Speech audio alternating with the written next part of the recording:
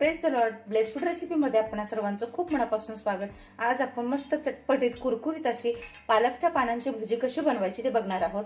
तर कमी साहित्यामध्ये कमी वेळेमध्ये झटकीपट बनणारी ही भजी आहे. तर सगळ्यात आधी पालकाची मी अशी मोठी मोठी पाने घेतलेली आहेत एकसारखी. तर हे पहा, पालकाची पानं स्वच्छ धुवून पाणी निथळून घेतलेलं आहे. तर तुमच्याकडे लहान मोठा कोणत्याही आकाराची पानं असू देत, ती स्वच्छ अशी धुवून घ्यायची आहेत. ते हे पालकाचा जो देठ असतो तो काढून टाकलेला आहे आणि देठापुढचं जे पान आहे ते असं घेतलेलं आहे. ही भजी बनवायला तर सोपी आहे, तर शिवाय खायला खूप रुचकर लागतात आणि एकदम क्रिस्पी होतात. तर भजी कुरकुरीत होण्यासाठी काय करायचं हे मी सांगणार आहे तुम्हाला. तर इथे आपण भजीसाठी बॅटर बनवतोय. तर इथे 1 वाटी बेसन पीठ घेतलेलं आहे. भजी किती प्रमाणात बनवायची आहे त्या प्रमाणात पीठ घ्यायचं आहे. अगदी कमी मसाले लागतात त्याच्यामध्ये. चवीनुसार मीठ टाकायचंय. तर हे पहा, मीठ टाकताना चवीनुसार आणि थोडं कमीच घालायचंय, कारण पालकाची पानं ही चवीला तुरकट अशी असतात आणि त्यामुळे जास्त मीठ घालायचं नाहीये. थोडीशी हळद टाकायची आहे. 1 छोटा चमचा मिरची पावडर घालायची आहे. अगदी थोडासा 1 चिमट गरम मसाला घालायचा. ही भजी आपण झटकीपट बनवतोय, त्यामुळे मी अगदी अर्ध चिमूट पण नाही, हे बघा अर्ध चिमूट खाण्याचा सोडा घालते, जेणेकरून भजी छान कुरकुरीत होती. तर जास्त सोडा घालण्याची गरज नाहीये. यामध्ये तुम्ही आवडीनुसार मॅगी मसाला देखील वापरू शकता किंवा चाट मसाला देखील वापरू शकता.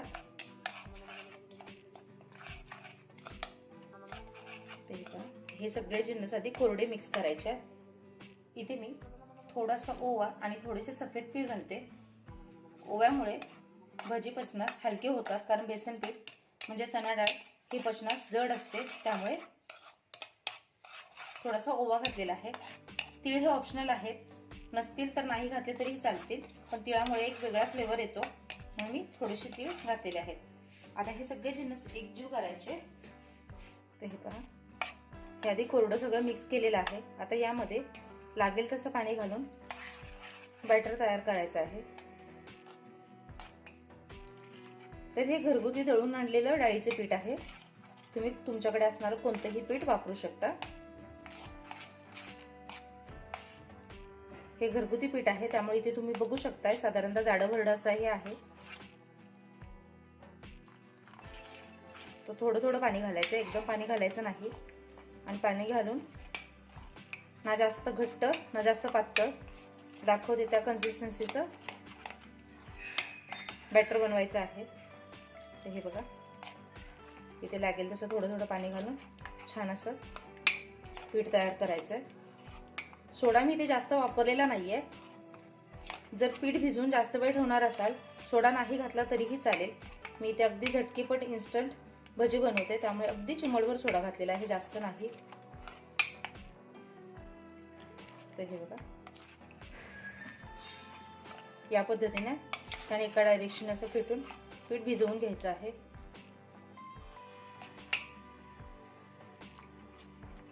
पालकाच्या पानांना पीठ छान लागलं पाहिजे.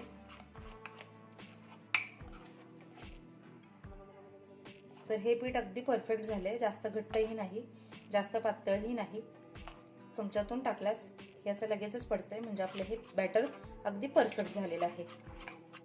तर हे बघा, पॅन मध्ये तेल गरम करायला ठेवलेलं आहे. तेल चांगलं कडकडीत तापवून घ्यायचं आहे. नंतर गॅसची आच मध्यम करायची आहे. कच्च्या तेलात भजी सोडले तर ते तेल शोषलं जातं आणि त्यामुळे भजी खूप तेलकट होतात आणि ती क्रिस्पी म्हणजेच कुरकुरीत देखील होत नाही. तर तेल चांगलं तापवून घ्यायचं आहे. तेल चांगलं तापलेलं आहे. इथे आपण जे बॅटर तयार केले तेही तयार झालेलं आहे. ते बघा, दाखवते त्या पद्धतीने पालकाचं पान घ्यायचं आणि पिठामध्ये हे अशा पद्धतीने घोळवायचं.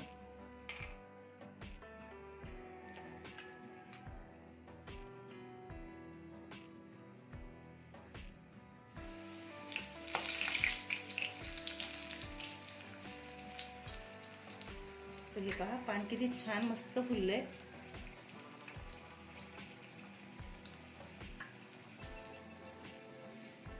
तर इथे पानांचा आकार मोठा आहे, त्यामुळे एका वेळेस फक्त एका पानाचे 2 भाग करून घेतले तरीही चालतील. तर दोन्ही बाजूने छान कुरकुरीत असे तळून घ्यायचं आहे.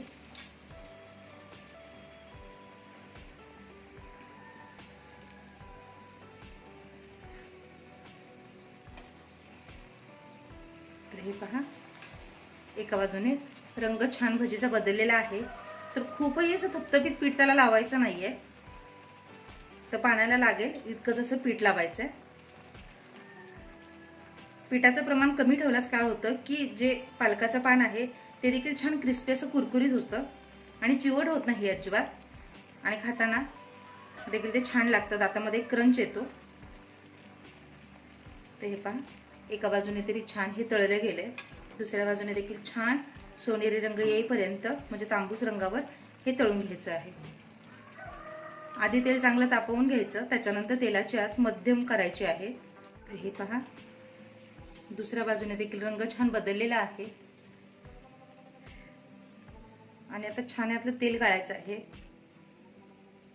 पिठामध्ये पाण्याचं प्रमाण व्यवस्थित असेल तर भजी अजिबात तेलकट होत नाहीत. तर जे राहिलेलं तेल आहे ते अशा पद्धतीने गाळून घ्यायचं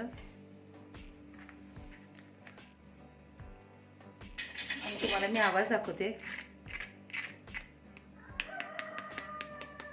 ते हे पहा, आवाजावरून क्रंच तुमच्या लक्षात येतोय.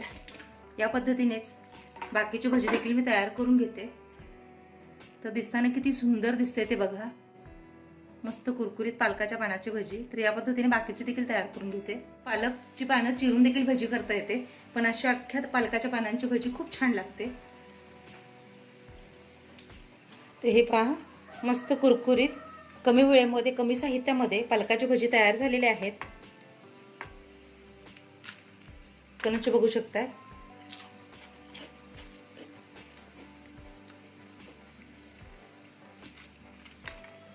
तर मस्त पालकाची भजी तयार झालेली आहेत. तर छोटी मोठी पार्टी असू दे, घरात पाहुणे आले असतील किंवा मुलांसाठी पालकाची भजी या पद्धतीने करा, न खाणारे देखील अगदी आवडीने खातील. आशा आहे आजची रेसिपी तुम्हाला आवडली असेल, समजली असेल.